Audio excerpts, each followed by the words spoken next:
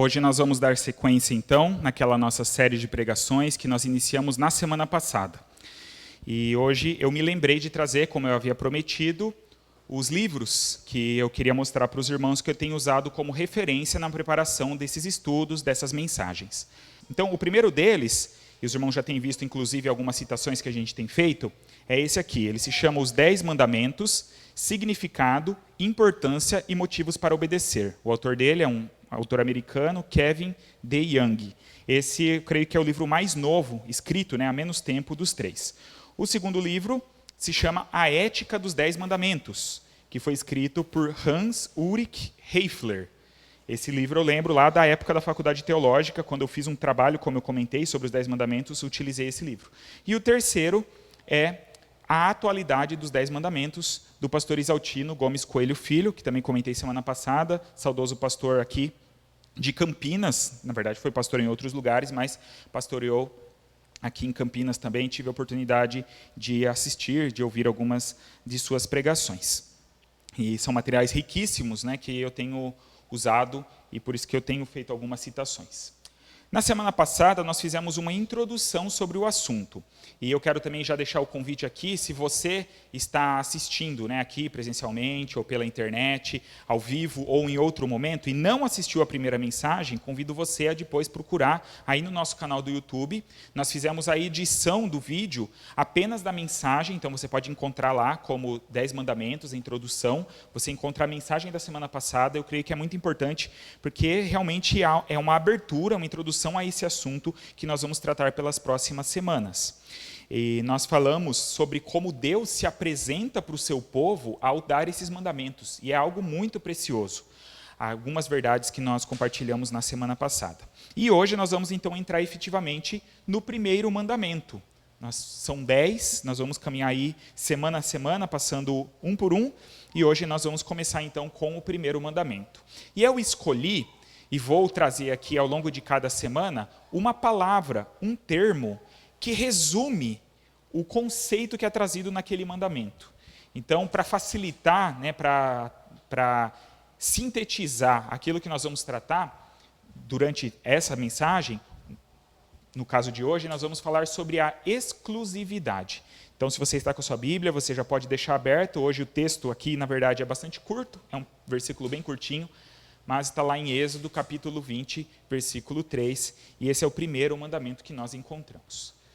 Eu já quero começar lendo ele, e aí nós vamos partir para a reflexão. Vamos ler juntos? Não terás outros deuses diante de mim. Êxodo 23. Mais uma vez? Não terás outros deuses diante de mim. Muito interessante essa colocação. Assim como nós falamos que na semana passada, aquela introdução dava base para o que Deus ia tratar, esse primeiro mandamento também, ele dá base para os demais. Eu quero iniciar, após ler o texto, já com uma citação desse autor, Kevin DeYoung. Olha o que ele afirma. É possível ser cheio de adoração sincera e ainda assim adorar o Deus errado. Essa é a razão do primeiro mandamento. Interessante, não é mesmo? É possível ser cheio de adoração sincera e ainda assim adorar o Deus errado. Esse é o motivo, essa é a razão do primeiro mandamento. Tem muitas pessoas que têm uma vida, uma postura de adoração. E como essa citação diz, uma adoração sincera. Tem pessoas que dedicam a sua vida, e não são poucas, em favor, em respeito, em adoração a algum Deus, mas, na verdade, não estão fazendo isso da maneira correta, ou não estão direcionando essa adoração para quem deveriam.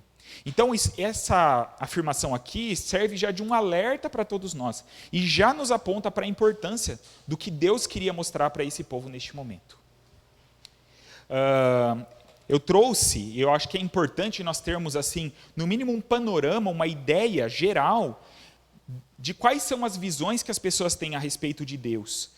É claro que se a gente fosse falar disso e estudar sobre isso, a gente precisaria de um curso inteiro, né, para falar sobre as visões de Deus e tudo mais. Mas eu trouxe aqui, bem sintetizado, algumas ideias que eu creio que são importantes para a gente entender como existe uma variação tão grande e como existe, então, o risco de nós sermos seduzidos ou contaminados por ideias que não são aquelas que Deus tem para nós. Então, eu coloquei aqui, primeiramente, algumas visões a respeito de Deus. A primeira delas, que tem crescido cada vez mais no nosso tempo, é o ateísmo. Hoje, cada vez mais a gente ouve pessoas se declarando ateus, ou mesmo aqueles que não dizem, não utilizam esse termo, tem muita gente dizendo que não acredita em Deus. Então, o ateu é aquele, né, o ateísmo é a ausência de crença na existência de divindades. Então, o ateu é aquele que não crê em Deus. Então, essa é uma possibilidade que o ser humano tem. Ele pode não acreditar. Esse não vai se encaixar naquele ponto que a gente falou anterior. Ele não vai dedicar a sua adoração a um ser que ele entende como Deus. Mas, muitas vezes, ele vai ter outros tipos de deuses que a gente vai tratar, não apenas hoje, mas também na semana que vem. Uma outra visão, que podemos dizer que ela é um pouquinho amenizada, uma versão amenizada do ateísmo, é o conhecido como agnosticismo. E esse termo tem a ideia, né, ou esse conceito, ele é a afirmação de que não é possível comprovar a existência ou a não existência de Deus. Então, o agnóstico, ele não é tão radical quanto o ateu. O ateu afirma assim, Deus não existe, pronto, não existe. O agnóstico, ele fala assim, olha, não é possível. De acordo com a razão humana, de acordo com o que a gente tem de capacidade humana, a gente não tem como comprovar a existência de Deus e também não tem como comprovar a não existência de Deus. Então, tem muitas pessoas, né, que avançaram um pouquinho nos seus estudos, né, que na prática são pessoas que não creem em Deus, mas que vão se dizer agnósticos. Que vão falar, olha, eu não posso afirmar categoricamente que Deus não existe, porque, né, você não consegue provar nenhuma coisa nem outra. Damos mais um passinho nessa escala e vamos para o deísmo. O deísmo, basicamente, é alguém que, então, acredita, o deísta, é alguém que acredita na criação do universo por uma inteligência superior, mas que essa inteligência não intervém na criação. Então, o deísta é aquele que olha para toda a criação e se rende, e entende que não tem como dizer assim, puxa vida, ninguém, né, isso aqui veio do nada, do acaso. Não, é aquele que reconhece que houve alguém por trás. Há uma força maior, né, ou seja lá como for chamado. Porém, o deísta ainda não crê na intervenção de Deus na humanidade. Não crê que nós podemos nos relacionar com Deus. Então, são pessoas que rejeitam as experiências religiosas.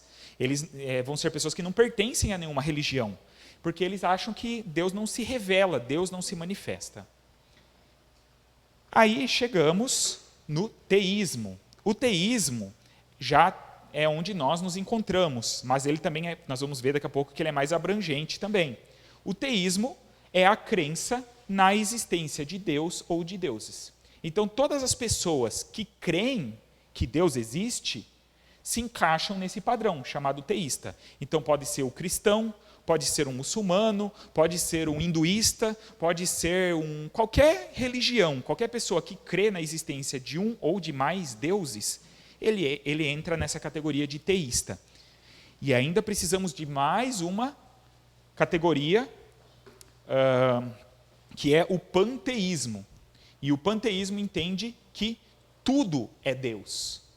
O universo, a natureza e Deus são idênticos. Então, o panteísta entende que nós fazemos parte de Deus, né? Eu sou Deus, você é Deus, a plantinha é Deus, a formiguinha que anda ali fora é Deus, que na verdade, né, é uma visão meio, não sei se eu posso dizer romântica, né, mas assim, é uma visão assim, muito abrangente e há uma valorização, e nós devemos ter, né, mas há uma supervalorização da questão da natureza, muitas vezes se iguala, né, o valor, por exemplo, do ser humano com os animais, com as plantas, e nós entendemos que tudo tem que ter o seu local devido. Mas aqui já mostra para a gente, né? Aqui é uma divisão básica. A gente poderia ir mais além, a gente poderia ir mais a fundo, mas é só para a gente ter assim, uma noção de que as visões que as pessoas têm a respeito de Deus são muito variadas. Aí eu queria trazer algumas variações dentro do teísmo, porque também se amplia, né? Isso se divide, se ramifica. Dentro do teísmo, nós encontramos o monoteísmo. Mono é a palavra que determina que é um só, né? Então, teísmo, né, vem de theos, que é Deus em grego. Então, monoteísmo é um Deus. Então, é a crença em um só Deus. Nós temos 3 principais religiões no mundo que são teístas, que é o cristianismo, ao qual nós fazemos parte, o judaísmo, que crê no mesmo Deus, né, que nós, mas tem uma interpretação diferente, não crê em Jesus Cristo, e também o islamismo, né, os muçulmanos, eles também creem em apenas um Deus, que eles denominam de Alá, que também, se você for ver em termos da figura lá do Antigo Testamento, seria o mesmo Deus, porém a interpretação que eles têm a respeito de Deus é muito diferente da nossa. Nós temos daí o politeísmo. A hipólia aqui já se refere a vários deuses. Então, é a crença em vários deuses. Existem religiões que não têm apenas um Deus, tem vários deuses, creem em vários deuses. Talvez o maior exemplo que a gente cita normalmente é o hinduísmo, né? O hinduísmo tem milhões de deuses. O Carlos, acho que teve a oportunidade, né, de estar na Índia e viu de perto como é a relação, por exemplo, que eles têm com a vaca, né? É um animal que eles não consomem a carne e eles têm uma relação realmente como divindade. Se uma vaca atravessa o meio da rua, todo mundo para e espera ela sair pela sua própria vontade. Ninguém toca a vaca dali, ninguém empurra a vaca, porque ela é um deus para eles. E ainda existe mais uma variação, e essa aqui é interessante para aquilo que a gente vai pensar hoje, que é o chamado enoteísmo. Não é tão conhecido, talvez, como nome, mas é a crença em que existem vários deuses, assim como o politeísmo, mas entende que tem um Deus que é supremo, que é superior aos demais. Então, um exemplo, assim, talvez a gente consiga vislumbrar com um pouco mais de facilidade, a gente ouve de vez em quando falar sobre os deuses gregos, né? Então, tem nomes aí que são bem conhecidos e falados. Então, dentro desse conceito grego das divindades, existem diversos deuses, mas existe um deus, que é o chamado Zeus, que é o Deus supremo. Ele está acima dos demais, ele é mais importante, ele é mais poderoso do que os outros. Existem vários seres divinos, mas com um superior. E como eu falei, isso é importante porque isso tem a ver um pouco também com a ideia que dominava no mundo naquele período principalmente. Pode ter pessoas que hoje ainda têm uma visão assim, mas na época que nós estamos falando aqui, que Deus deu seus mandamentos para o povo, isso era algo muito forte. E aí, no meio, né, de toda essa confusão, no meio de toda essa informação que a gente falou, Deus precisa ser muito sério e muito direto e muito taxativo para o seu povo. Como nós falamos na semana passada, esse contexto aqui dos 10 mandamentos e da lei entregue por Deus através de Moisés, era o contexto da formação de uma nação.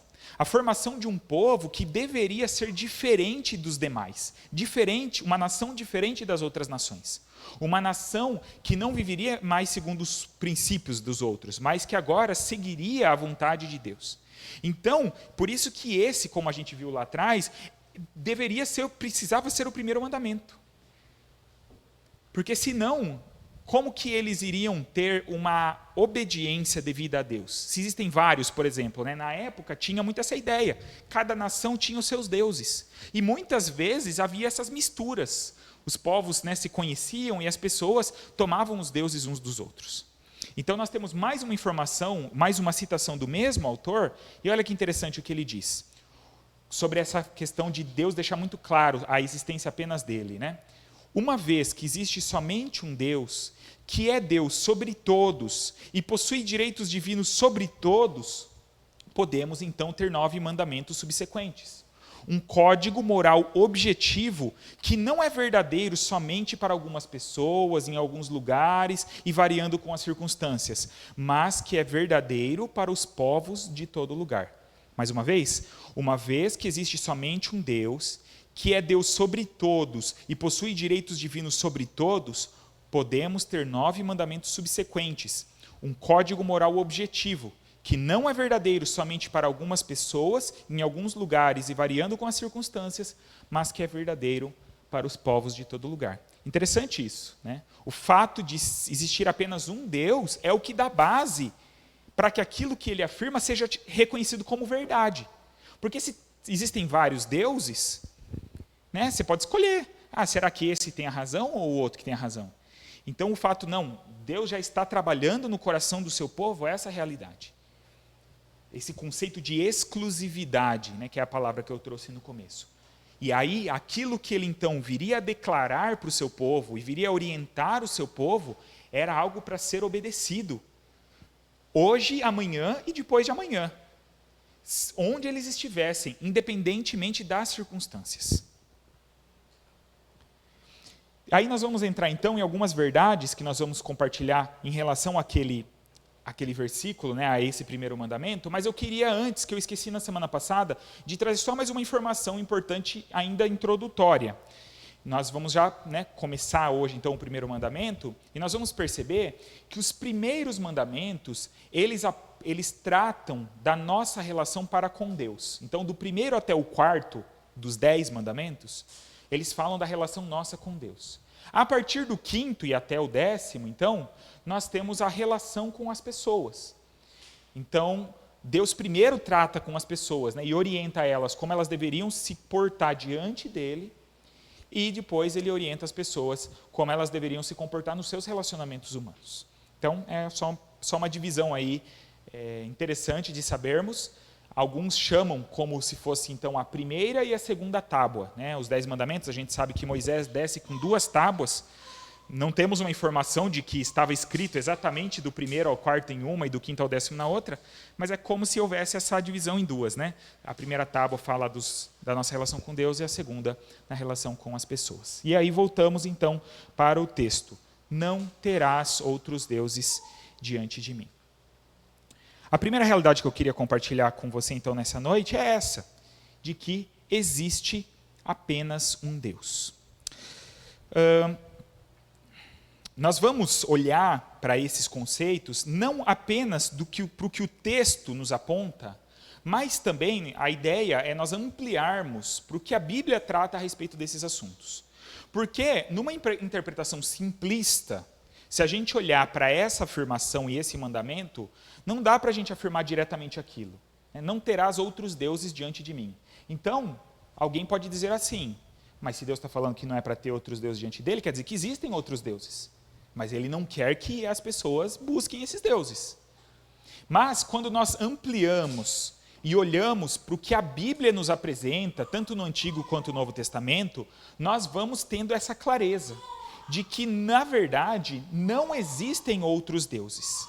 E eu trouxe aqui como referência um texto do Antigo e um texto do Novo Testamento, só para a gente ter essa demonstração.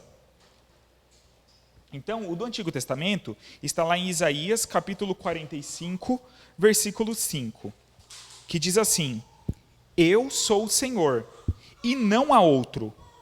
Além de mim, não há Deus.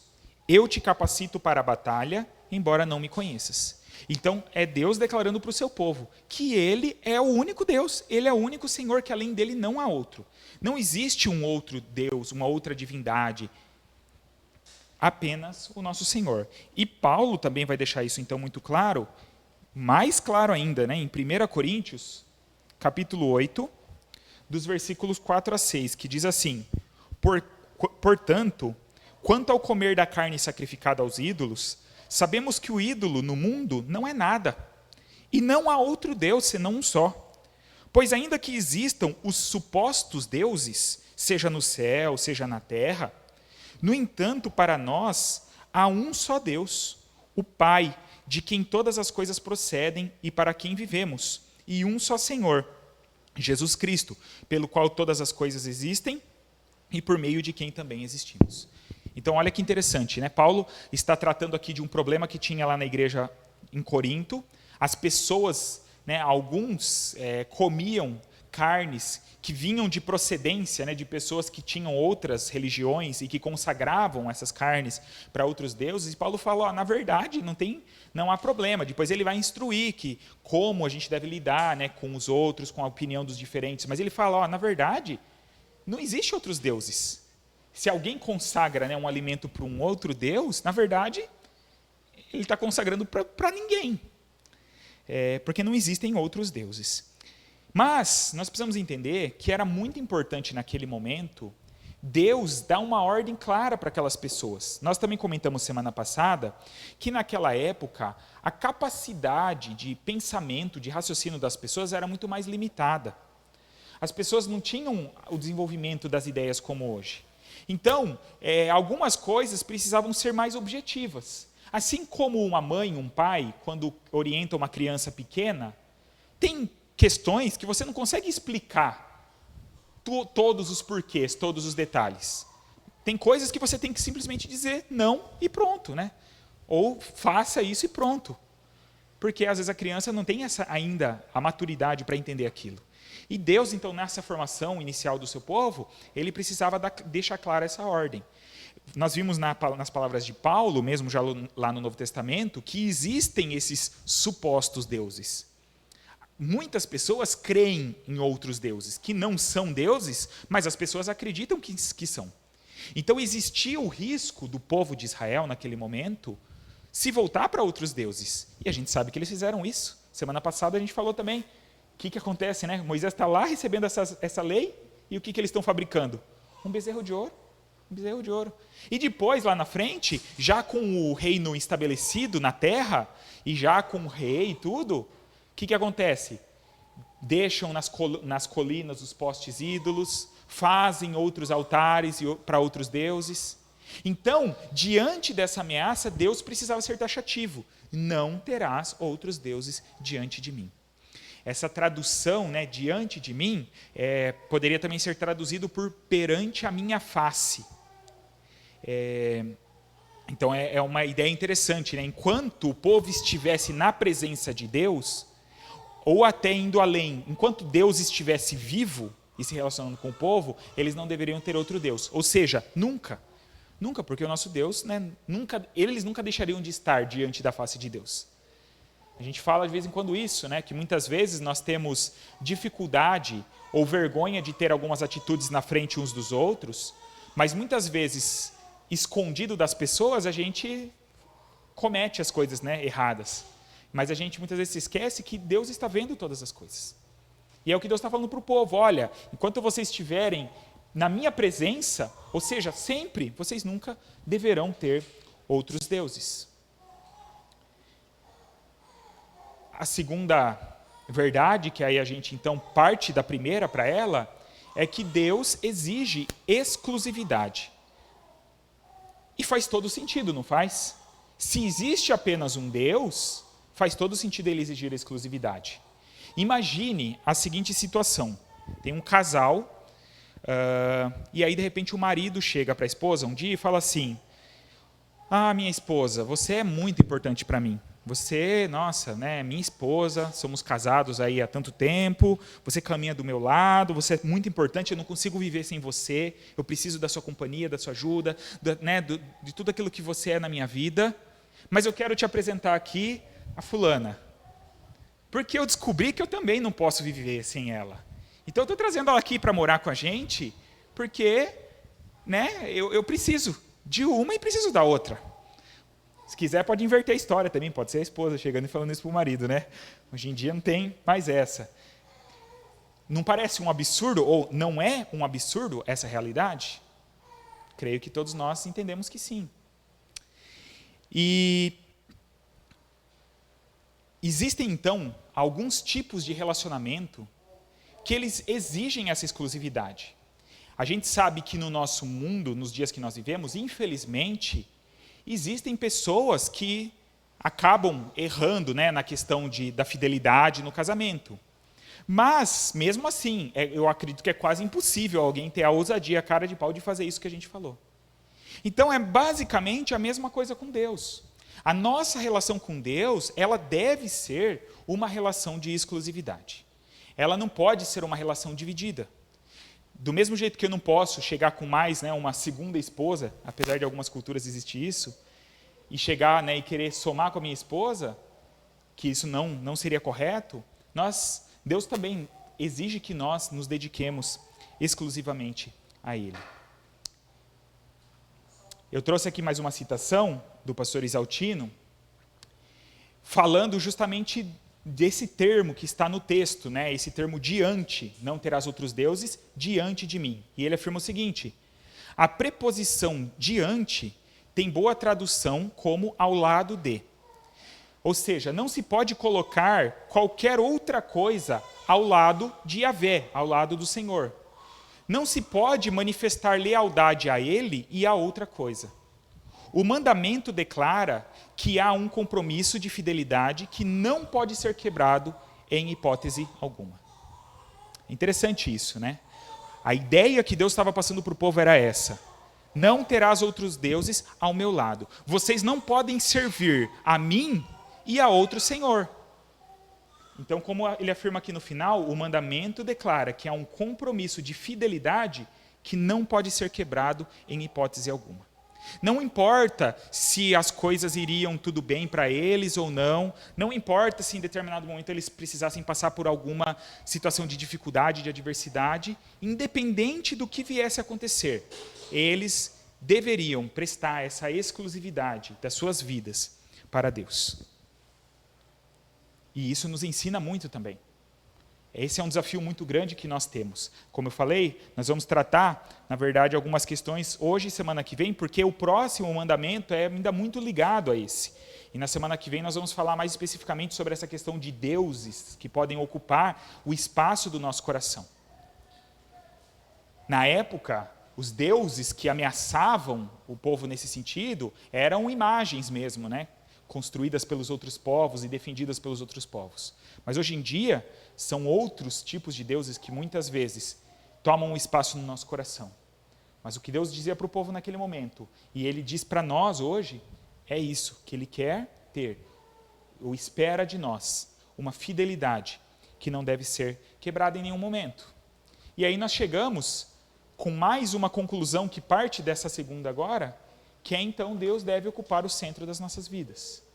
Então, vimos que existe apenas um Deus, vimos textos bíblicos que nos mostram isso, vimos que então faz todo sentido que se só existe um Deus, esse Deus ele exige exclusividade, e se então ele exige exclusividade, ele deve ocupar o centro das nossas vidas.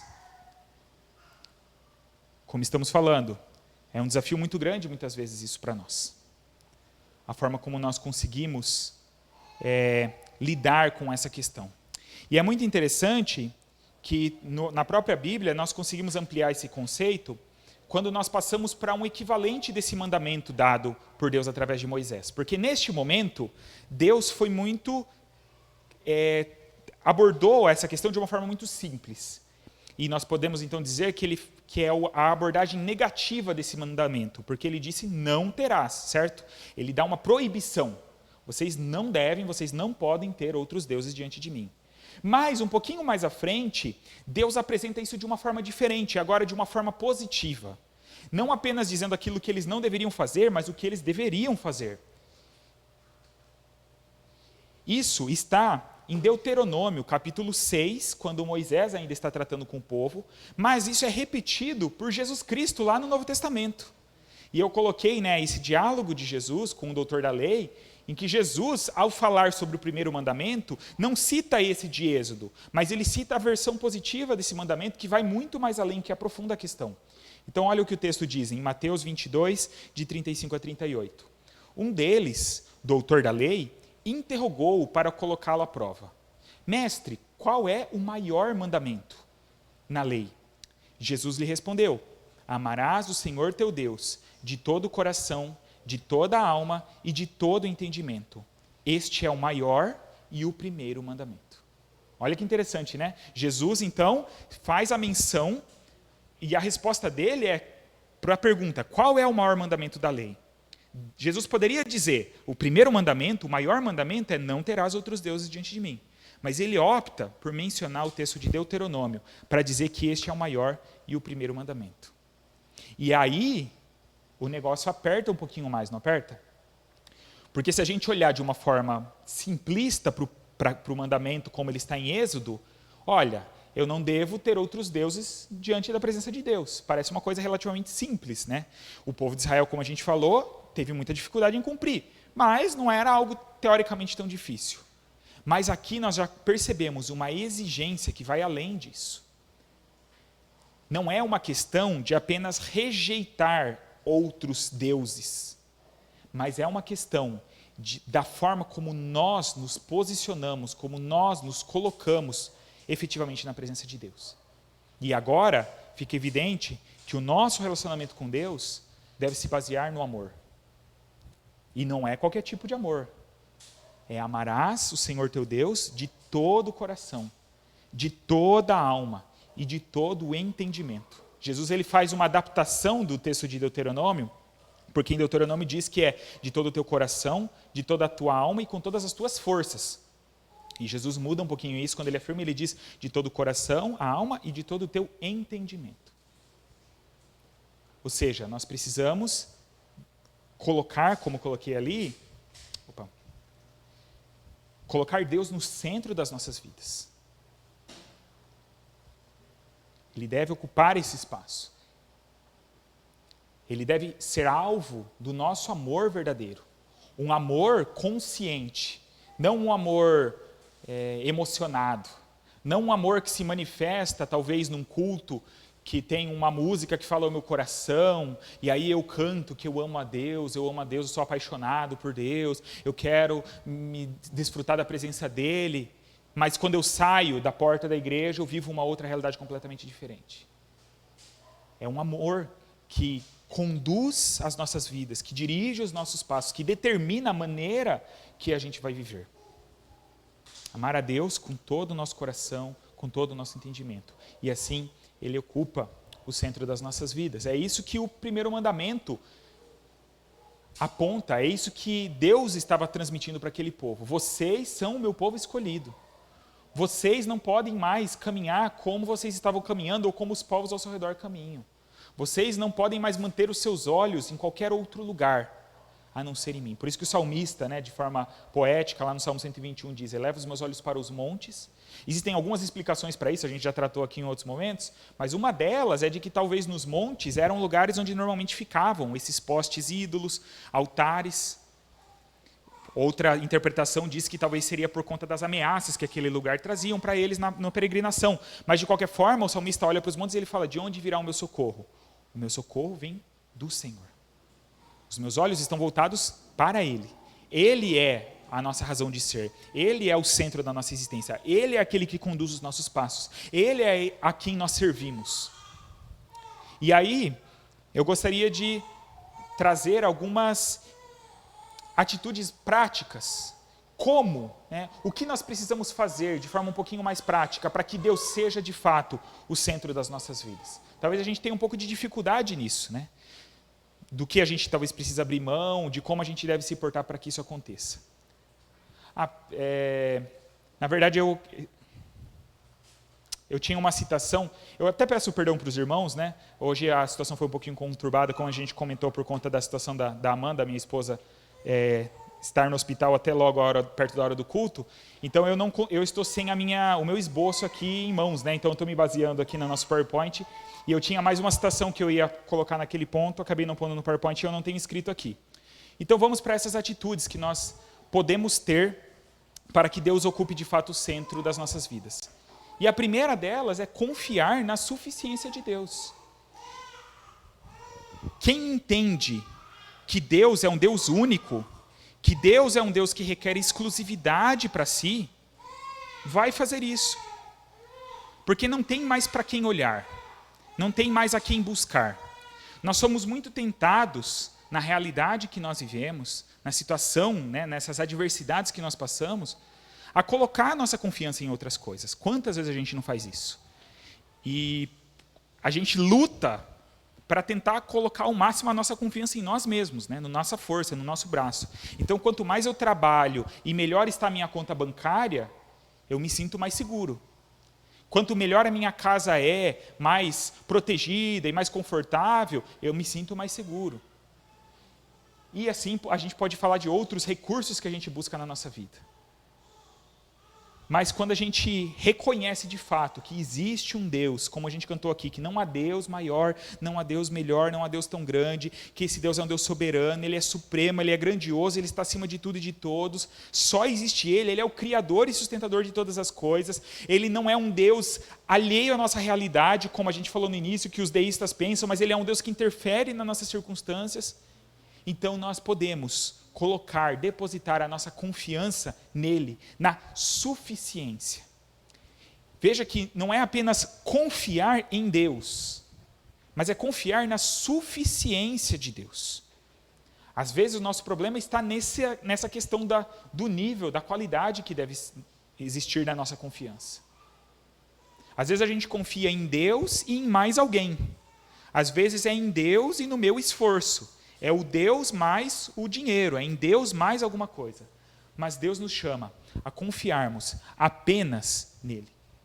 E essa, então, é uma atitude que nós precisamos desenvolver. É algo mais prático, é algo que a gente pode olhar para dentro de nós, agora, cada um de nós, olhar para o nosso coração e perceber e sondar se nós estamos confiando em Deus. É claro que nós temos que cumprir com o nosso papel, é claro que nós temos que fazer aquilo sempre que nos cabe, em relação à segurança, em relação à nossa saúde. Por exemplo, aí, nos dias que a gente vive, né, estamos aí ansiosos pela questão da vacinação. Acho que aqui, de quem está aqui, só o irmão Carlinhos, né, que teve esse privilégio de ser vacinado. Então, é claro, a gente tem que ter essa expectativa, a gente tem que desejar isso, mas a nossa confiança não está numa vacina. A nossa confiança está em quem? Em Deus. Porque se Ele não nos guardar, de nada adianta. Uma segunda atitude é, então, sermos fiéis a Deus. Se Deus ocupa, né, ou uma demonstração de que Deus está de fato no centro da minha e da sua vida, é se nós somos fiéis a Ele. Ser fiel é ouvir a voz dEle e cumprir e fazer aquilo que Ele quer, ao invés de dar ouvidos a outras vozes, a outras ideias, a outros pensamentos. E o quão desafiador para nós é isso, né? Permanecermos fiéis a Deus. Tem hora que chega, né, alguma proposta ou aperta a situação de alguma forma que a gente é tentado a agir de uma maneira inadequada. A gente é tentado a agir de uma forma que a gente sabe que vai desagradar a Deus, mas talvez pela pressão no trabalho, talvez por não querer desagradar alguém outro, né? Às vezes a preocupação está mais em desagradar o chefe do que em desagradar a Deus. Mas precisamos permanecer fiéis a Ele. A fidelidade mostra que lugar Deus ocupa. Se eu amo, o quanto mais eu amo a minha esposa, mais fácil será eu ser fiel a ela. O quanto mais ela for importante para a minha vida, mais fácil será não desviar minha atenção para qualquer outra pessoa. E da mesma forma com Deus. Se nós amamos a Deus, se nós queremos que Ele seja o centro da nossa vida, nós permaneceremos fiéis. E existe mais um ponto, que é a questão da adoração. Nós devemos adorar a Deus. Adorar aqui, quando nos reunimos como igreja e cantamos louvores a Ele, e isso é importante. Isso é instituído, inclusive, por Deus logo naquele momento em que Ele entrega a lei para o povo. O povo recebe, inclusive, muitas orientações sobre como eles deveriam adorar a Deus e que isso deveria ser parte da vida deles, parte deles como nação, inclusive. Porque é isso que manteria eles ligados e com seus olhos voltados para Deus. E aí eu trago mais uma citação que diz o seguinte: a adoração verdadeira é outra maneira legítima de cumprir o primeiro mandamento. Cultivar conscientemente a sua adoração nos guarda do mal, da queda, da desobediência e da frustração espiritual. Cultivar conscientemente a adoração a Deus nos guarda do mal, da queda, da desobediência e da frustração espiritual. Interessante, né? Então, precisamos ter espaço na nossa vida, tempo diário, de devoção, de adoração a Deus. Por isso que é preocupante quando nós temos, por exemplo, na nossa prática de oração, a gente de vez em quando fala sobre isso, e a nossa oração é só para pedir, né? Para apresentar as nossas demandas para Deus. Ah, Senhor, me ajuda fulano, ciclano, me dá uma orientação nessa questão. A gente apresenta uma lista de pedidos, né, para Deus, achando que Ele é um Papai Noel que está aqui para nos servir, para trazer os presentes que nós esperamos. Mas nós não paramos para contemplar, para olhar para Ele e para reconhecer, como a gente cantou aqui, né? Então, quando cantamos o hino Grandioso És Tu, e que faz esse detalhamento, né? Eu vou olhando para as coisas, eu vou olhando para a criação, eu vou percebendo a grandeza de Deus, e então eu sou levado, a minha alma é levada a louvar ao Senhor e a dizer grandioso és Tu. Então eu louvo ao Senhor, porque eu estou olhando para Ele. E quanto mais eu faço isso, mais eu me mantenho fiel. E quanto mais eu faço isso, menos eu vou ter o desejo, o interesse ou o risco de me desviar dos seus caminhos e de olhar para outras direções e de seguir qualquer outro Deus, qualquer outro falso Deus que possa tentar receber a minha atenção. Então, que possamos buscar isso nas nossas vidas. E aí, daqui para frente, né, nós vamos ver nas outras semanas os outros mandamentos e a gente vai olhar para algumas questões práticas, mas de nada adianta seguir uma listinha de orientações de faça ou não faça, se o nosso coração está diante de Deus. Por isso que Deus chega para o povo e fala, olha, antes de mais nada, entendam que eu sou o Senhor, eu sou o único Deus, eu sou o único Deus verdadeiro. Como a gente viu na semana passada na introdução, eu sou o Deus que tirou vocês do Egito, que livrou vocês. E para nós, igreja, Deus olha para cada um de nós e fala assim, eu sou o Deus que te ama e que mandou e que mandei o meu filho para morrer em seu lugar, para livrar vocês da casa de escravidão, que era o pecado, que era a morte eterna. Eu quero desenvolver um relacionamento com vocês, então com base nisso eu vou apresentar algumas orientações para que vocês possam viver de uma maneira que me agrade. Eu sou o único Deus, não tenham outros deuses diante de mim, não tenham outros deuses na minha presença.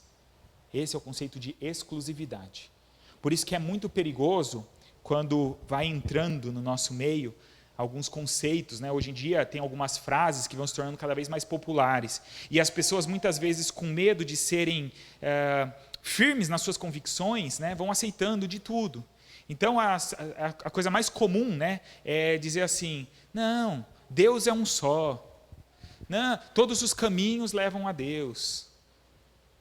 São indicações de outros conceitos que não são aqueles que Deus nos apresenta. Deus é um só mesmo, é um que existe. Mas existem outros falsos que não são deuses, mas que são tidos pelas pessoas. E que vão conduzir as pessoas para lugares que não são os preparados por Deus. Uma outra frase, né, eu vi até esses dias alguém assim, veio na hora que eu estava justamente num dia preparando essas mensagens, né, num momento de preparação, e aí eu vi alguém nas redes sociais falando alguma coisa, mostrando um lugar assim bonito, em vez de falar assim, olha como Deus é maravilhoso, né, que criou tudo isso, a pessoa falou assim, gratidão universo. Não está na moda? Não está cheio disso? Gratidão universo, né? Então agora eu sou panteísta. Eu acredito que tudo é Deus, né? A natureza é Deus. Eu agradeço ao universo, né? Como se ele fosse uma entidade, um ser ou algo assim.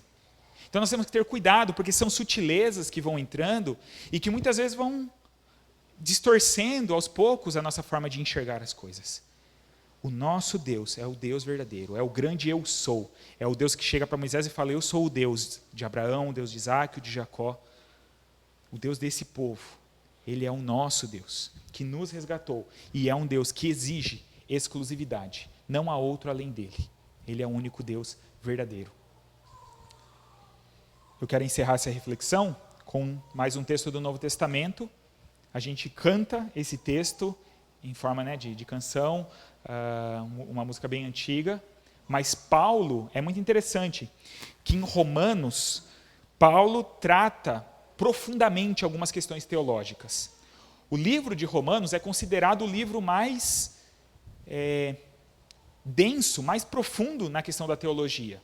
Paulo trata de muitas questões. E Paulo vai falando isso capítulo a capítulo, retratando a salvação de Deus, aquilo que Deus oferece em Jesus Cristo, a obra de Cristo por nós na cruz. E ele vai aprofundando isso, e vai aprofundando isso. E aí chega nesse momento, ainda não é o fim do livro, né? Porque a partir do capítulo 12 de Romanos, Paulo vai dar ainda orientações práticas para a igreja. Mas Paulo chega num ponto que ele tem que parar tudo aquilo que ele estava tratando tão profundamente para adorar a Deus e para reconhecer isso que ele faz aqui. E assim deve ser o nosso relacionamento com Deus, como estamos falando. Nós temos que olhar tanto para Deus, procurar tanto as coisas de Deus, amar a Ele de todo o coração, de toda a alma, de todas as tuas forças, de modo que a gente consiga manter essa postura de exclusividade, de fidelidade a Ele. Então Paulo chega nesse momento e ele afirma, porque todas as coisas são dele, por Ele e para Ele. A Ele seja a glória eternamente. Amém. Amém? Esse é o nosso Deus, somente existe Ele, não há outro Deus e nós não podemos dividir a nossa vida com mais ninguém. Como eu falei, semana que vem a gente aprofunda mais essa questão, sobre algumas ameaças que podem existir. Mas já é um bom ponto de partida, para nós analisarmos as nossas vidas, para nós refletirmos sobre as nossas atitudes, sobre o que temos feito, sobre o que temos vivido. E para que possamos então alinhar a nossa vida com a vontade de Deus.